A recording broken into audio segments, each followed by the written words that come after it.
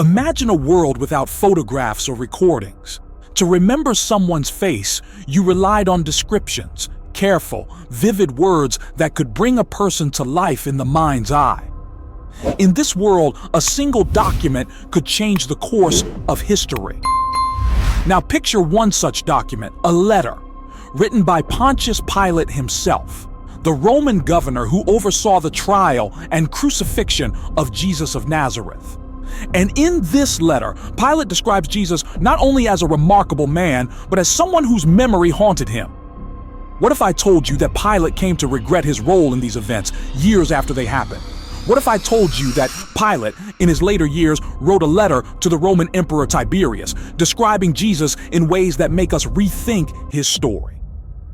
Not only does he speak of Jesus' miracles, his trial, and his crucifixion, but he even refers to his resurrection. And then Pilate does something even more intriguing. He describes Jesus' appearance. Details we don't find in the Gospels. This letter brings Jesus to life in a way few other documents have.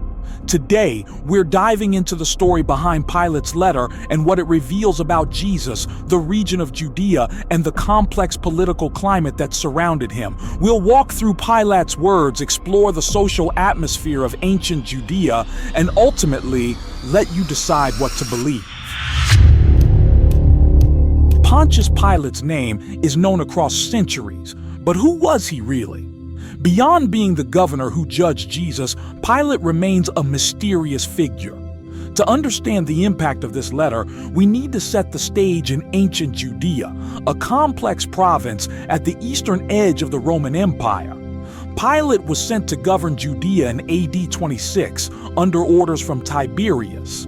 On paper, his role was simple: maintain order and ensure taxes flowed to Rome. But in reality, Judea was one of the hardest posts for a Roman official to manage. At this time, the Roman Empire was vast, stretching from Britain to North Africa.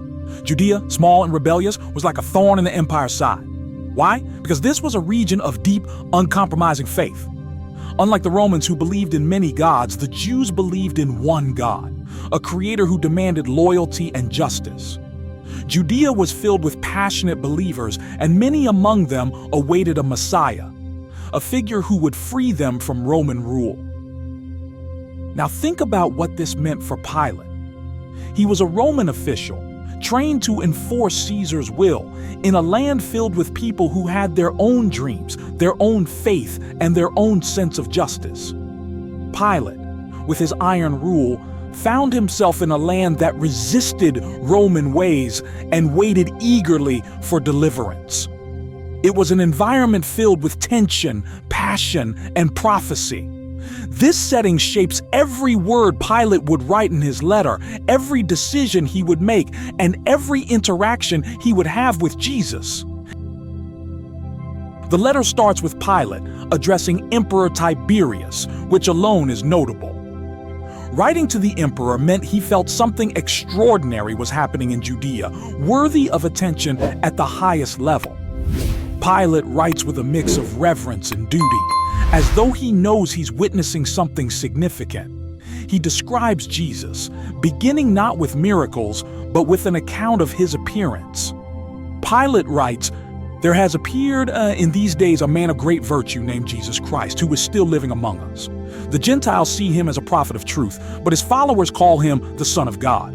He raised the dead and healed all kinds of diseases. He is a man of stature, somewhat tall and comely, with a reverent appearance that inspires both love and fear. His hair is chestnut-colored, straight to his ears, and then curls around his shoulders. He has a seam of hair down the middle of his head like the Nazarites. His forehead is plain and delicate, his face flawless with a gentle red hue. His beard is thick like his hair, not very long, but forked. His eyes are gray and clear, sharp when he reproves but kind in conversation. In all, he has a singular beauty that surpasses all men." Imagine reading this description in ancient times. Without photographs, Pilate's words would have been all a reader needed to see Jesus in their mind. But Pilate isn't just describing any man. He's describing a figure with a blend of grace and power. The reverence in Pilate's words hints at something more, a recognition of Jesus' uniqueness, his mystery, his quiet authority. It's as if Pilate is recording this not just for Tiberius, but for history. In Rome, prophets were common, even tolerated, as long as they didn't threaten the peace. So why was Jesus different? Pilate's description of Jesus is not of a troublemaker or a rebel. Instead, he describes someone who was influential, commanding, and most importantly, respected by even the non-Jews who heard him. To the Romans, power was often physical and visible: armies, wealth, influence. But here, Pilate encounters a different kind of power. Jesus' influence was invisible, yet potent enough to make a Roman governor take notice. It's clear Pilate understood that Jesus was no ordinary man. His words reflect both respect and perhaps a sense of awe. As Pilate continues, he describes how the Jewish leaders, fueled by jealousy and suspicion, brought Jesus to him. They made accusations that were more than religious complaints. They were political threats. Pilate says, "I questioned him about their accusations, and he answered with great modesty. I asked what his religion was, and he replied, 'I am a king, but my kingdom is not of this world.' When I asked if he was a god, he answered, 'You say it, for I am the truth and the life.' The Jews were outraged and demanded his death, and I ordered him to be crucified. In that hour, darkness fell over the world. The sun darkened at midday, and the stars appeared, with the moon turning as if to blood. The dead rose from their graves and appeared to many people. Feeling troubled, I washed my hands of this just person's blood." Imagine the weight of those words. Pilate knew that Jesus had committed no crime against Rome, yet the pressure from the Jewish leaders was unrelenting. Jesus had become more than a teacher. He was a political problem, someone too influential to ignore. The signs that followed, darkness, stars in the day, and the blood-red moon, left Pilate disturbed, haunted. He knew that these events were significant, and by washing his hands, he tried to cleanse himself of responsibility. But Pilate's words reveal that he carried a burden he couldn't simply wash away. Let's step into Pilate's shoes for a moment. Pilate reveals his frustrations in a way that paints a vivid picture of the challenges he faced. He writes, "Recent events in my province have made me think they could change our nation's destiny. It seems that the gods are no longer in our favor. I almost cursed the day I succeeded Valerius Gratus as governor. Of all cities, Jerusalem was the hardest to control. Its people were so restless I feared an uprising at any moment. To manage, I only had one centurion and a few soldiers. The prefect of Syria had no troops to spare for us, leaving me constantly worried." Judea was a province on the edge. Its people, with their passionate faith and messianic hopes, were difficult to govern. Pilate's forces were stretched thin, and he was in constant fear of an uprising. His letter reveals a man under immense pressure, facing a people who would not bow to Rome. Pilate's decisions were shaped not only by religious tensions, but by a shortage of resources and the constant threat of rebellion. Despite his frustrations, Pilate couldn't ignore Jesus' influence. He recalls hearing about a man from Galilee who was different from other preachers. Pilate writes, "I was told this man, Jesus of Nazareth, spoke as a friend of Romans. One day, as I passed a large crowd, I saw a young man leaning against a tree, calmly speaking. I was told it was Jesus. His golden hair and beard gave him a serene, almost heavenly look. He looked around 30, and his face was so gentle and calm, quite a contrast to his listeners with their dark beards and sun-darkened faces." This is a striking moment.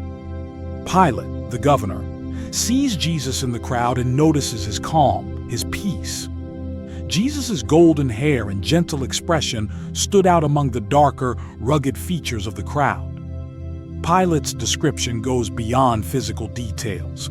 he recognized something deeper, a tranquility and authority in Jesus that was unmistakable. One of the moments that left an impression on Pilate was when Jesus was questioned about taxes. Pilate's secretary, Manalis, later recounted Jesus' words, "Render unto Caesar the things that belong to Caesar, and unto God the things that are God's." This wisdom impressed Pilate, who had the power to arrest Jesus but chose not to. Pilate valued Jesus' approach to Roman law, his peaceful, thoughtful responses. But this tolerance of Jesus' teachings deeply unsettled the religious leaders, who viewed Jesus' influence as a threat. Pilate's patience with Jesus frustrated the Jewish authorities. Jesus' criticisms were pointed, directed toward the wealthy and powerful, the Pharisees and scribes. He called them a race of vipers, and often compared them to painted tombs, beautiful on the outside, but hollow within. Jesus valued humility and sincerity, values that made him popular among the poor, but hated by the powerful. Pilate, despite the pressure, had the Senate's support and felt justified in his approach. Yet, his limited forces and the relentless complaints of the religious leaders forced his hand, leading to Jesus' arrest. Finally, the Pilate stone stands as evidence of Pilate's life and role in history. Discovered in Caesarea Maritima, Israel, this limestone block is inscribed with Pilate's name and title, confirming his position as prefect of Judea. The stone reads, "To the divine Augusti, this Tiberium, Pontius Pilate, prefect of Judea." This stone cements Pilate's role in the story of Jesus' life, linking his name to the historical narrative we still explore today. Thank you for joining me in this journey through Pilate's words and the ancient world of Judea. Don't forget to like this video, subscribe, and as always, may you be blessed in this journey of faith and discovery. Amen.